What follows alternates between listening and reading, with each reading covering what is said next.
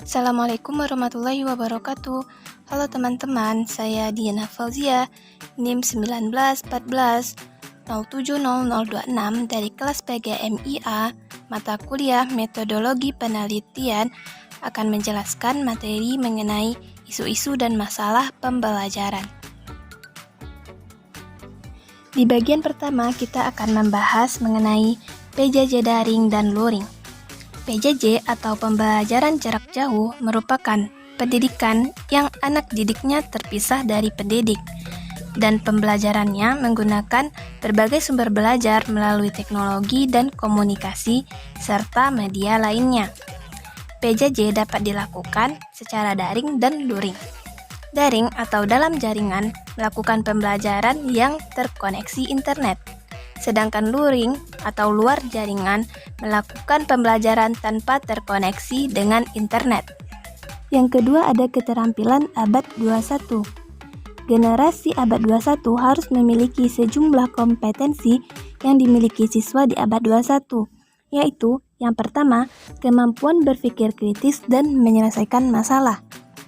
Berpikir kritis merupakan suatu proses yang terarah dan jelas yang digunakan dalam kegiatan mental seperti memecahkan masalah, mengambil keputusan, membujuk, menganalisis asumsi, dan melakukan penelitian ilmiah. Berpikir kritis adalah kemampuan untuk berpendapat dengan cara yang terorganisasi. Yang kedua ada berkreativitas.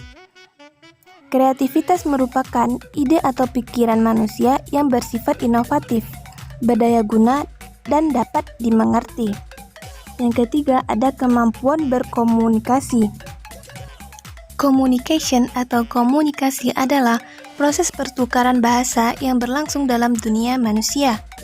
Peneliti komunikasi membuktikan bahwa hingga saat ini bahasa diakui sebagai media paling efektif dalam melakukan komunikasi pada suatu interaksi antar individu, seperti halnya kegiatan penyuluhan dan pembinaan, proses belajar mengajar, pertemuan tempat kerja, dan lain-lain.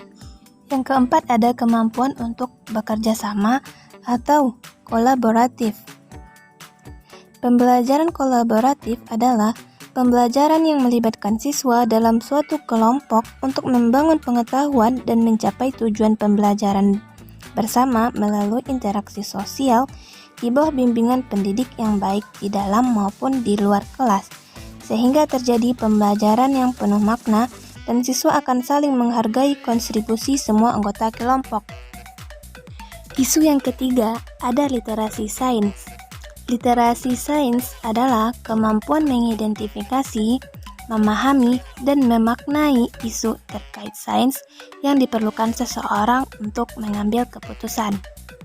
Yang keempat ada PISA. Program for International Student Assessment atau PISA adalah penilaian siswa skala besar atau internasional yang bertujuan untuk mengevaluasi sistem pendidikan dari 72 negara di dunia. Penilaian ini berkaitan dengan kemampuan siswa usia 15 tahun dalam literasi membaca, literasi matematika, dan literasi sains. Yang kelima ada TIMSS. Mathematics and Science Study atau TIMSS adalah studi internasional tentang kecenderungan atau arah dan perkembangan matematika dan sains. Tujuannya untuk mengetahui arah atau perkembangan matematika dan sains. Penilaian TIMSS diadakan setiap 4 tahun sekali. Yang keenam ada KPS. KPS atau keterampilan proses sains merupakan suatu pendekatan pembelajaran yang berorientasi pada proses IPA yang melibatkan keterampilan kognitif atau intelektual, manual, dan sosial. Hakikat IPA ialah sains sebagai proses dan sebagai produk. Selanjutnya yaitu mengenai generasi Z, alpha, dan digital. Generasi Z adalah sebutan untuk anak-anak yang lahir sekitar tahun 1990-an hingga tahun 2015. Generasi ini dicirikan dengan karakter yang kurang fokus ketimbang generasi milenial dan lebih ramah teknologi. Generasi Alpha disebut juga generasi kelas, Yang pertama lahir pada 2010.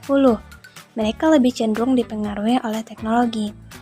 Sedangkan generasi digital atau digital native merupakan istilah yang digunakan untuk orang-orang yang terlahir di era teknologi digital komputer dan aplikasi internet, video game, dan lain-lainnya.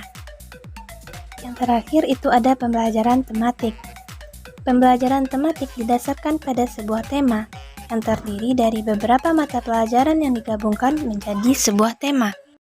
Materi yang kedua ialah mengenai masalah-masalah pembelajaran. Yang pertama, PJJ daring dan luring. Masalahnya yaitu siswa kesulitan sinyal dalam mengakses pembelajaran online. Hal ini disebabkan karena mereka terkendala jaringan sehingga peserta didik tidak mendapatkan materi pembelajaran.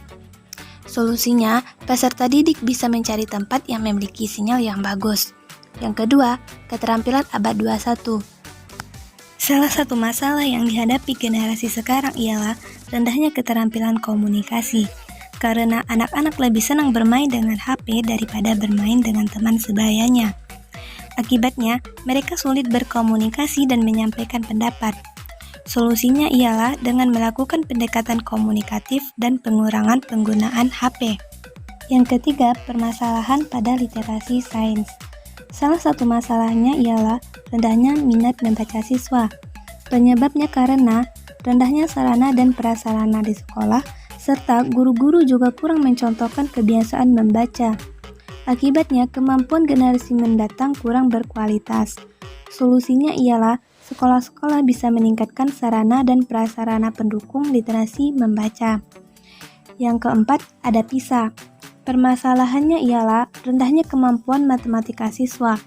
Penyebabnya karena peserta didik tidak terbiasa menyelesaikan soal PISA di kelas.